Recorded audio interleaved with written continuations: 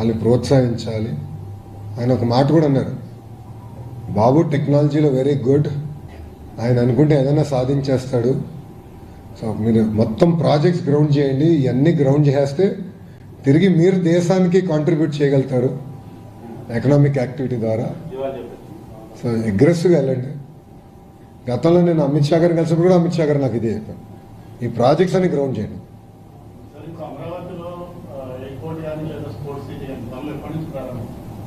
No, ఇప్పుడు sports city అది ఇమీడియట్గా స్టార్ట్ చేస్తాం. ఎయిర్పోర్ట్ది ఇప్పుడు వర్క్ జరుగుతుంది. దట్ ఆల్సో ఒక ప్రణాళిక పెట్టుకుని మేము ముందరికి తీసుకెళ్తాం.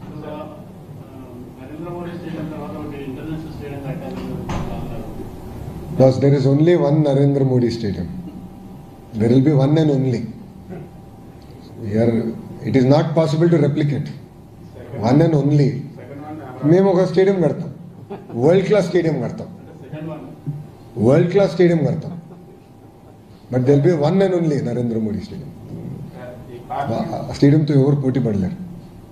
పార్లమెంట్ వేదికగా వైసీపీ చేసినటువంటి ఆరోపణలు ఏ విధంగా తిరిగిపోతున్నారు? 4,000 రూపాయలు స్క్వేర్ ఫీట్ కి, కానీ 12,000 రూపాయలు స్క్వేర్ ఫీట్ చేస్తున్నారు. తర్వాత సార్, నేను సూటిగా ఎవరైతే ఆరోపణలు చేశారో ఒక విషయం అడగాలనుకుంటా. ఒక్క వ్యక్తి బతికేదానికి 700 కోట్ల రూపాయలు ఖర్చు పెట్టి ప్యాలెస్ కట్టారే, అప్పుడు రాలేదు ఇవన్నీ డిస్కషన్. అప్పుడు ఏమైందండి 4,000 రూపాయల డిస్కషన్? అడుగుతున్నా, సూటిగా ప్రశ్నిస్తున్నా. 50 కోట్లు ఒక ముఖ్యమంత్రి బతికేదానికి ఇల్లుకి 50 కోట్లు ఖర్చు పెడతాం ఎక్కువ. అలాంటిది వాళ్ళ లెక్కలేస్తే 50 కోట్లు కూడా అవ్వకూడదు. సో ఒక పక్కన 500 కోట్ల రూపాయలు ఖర్చు పెట్టారు. మళ్ళీ ఎన్జిటి మా పైన ఫైన్ వేసింది స్వామి, ఇంకో 200 కోట్లు. అంటే 700 కోట్ల రూపాయలు ఒక వ్యక్తి బతికేదానికి ఖర్చు పెట్టారు. ఇక్కడ మేము కట్టేది వ్యక్తుల కోసం కాదు, 5 కోట్ల ఆంధ్రుల కోసం రాజధాని కడుతున్నాం. ఇప్పుడు జగన్మోహన్ రెడ్డి గారికి ఇట్స్ వెరీ అన్ఫార్చునేట్, ఆయన మన ఆంధ్ర రాష్ట్ర ముఖ్యమంత్రి ఆయన. ఎందుకంటే కనీసం అవగాహన లేదు. ఆయన ఏమంటాడు, ఎన్హెచ్ఐ ఇంత ఖర్చు పెడుతుంది కిలోమీటర్కి, మీరు ఇంత ఖర్చు పెడుతున్నారు. 8 లైన్ కంపేర్ చేస్తే వీఆర్ స్పెండింగ్ ఈక్వల్. అంటే మీరు 8 లైన్ని 2 లైన్ని కంపేర్ చేస్తే ఎట్లా కంపేర్ చేస్తారండి? కనీసం కామన్ సెన్స్ ఉండాలి కదా. ఒక ముఖ్యమంత్రిగా చేసిన వ్యక్తి 2 లైన్ని 8 లైన్తో కంపేర్ చేస్తే ఏం అర్థం అండి? స్ట్రైట్గా ప్రశ్నిస్తాం.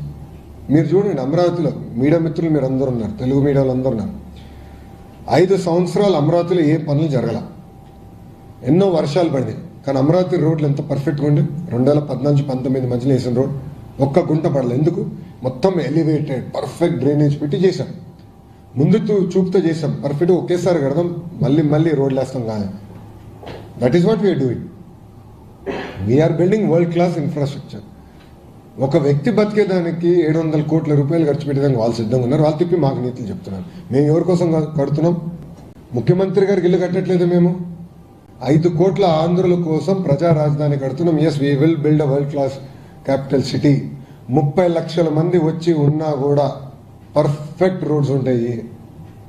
సో మళ్ళీ ఎక్కడ బాటిల్ నెక్ ఉంటాం, ఎన్ని లేవు, సర్వీస్ రోడ్స్ ఉన్నాయి. మీరు సీడ్ ఆల్ ఈ రోడ్స్ అని మీరు చూస్తే they're all 8 lane roads with services, center, expressway. ఫ్యూచర్లో మెట్రో పెట్టాలంటే కూడా అన్ని ప్లాన్ చేసుకున్నాం.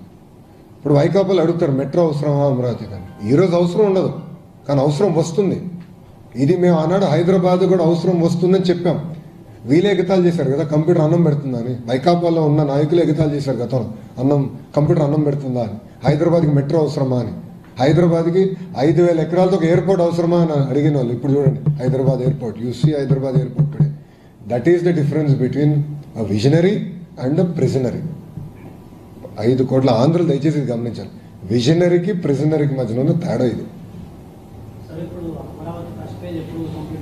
2 సంవత్సరాలు, 2 years అయిపోతుంది సార్. గౌరవ ముఖ్యమంత్రి గారు డేట్ ఇచ్చారు, అది అయిపోతుంది.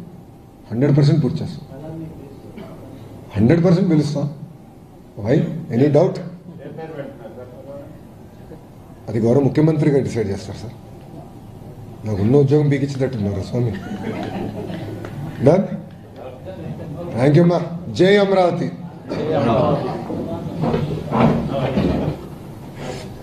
మీడియా మిత్రులందరికీ నా నమస్కారం. ఈరోజు చరిత్రలో నిలబడే రోజు. ఈరోజు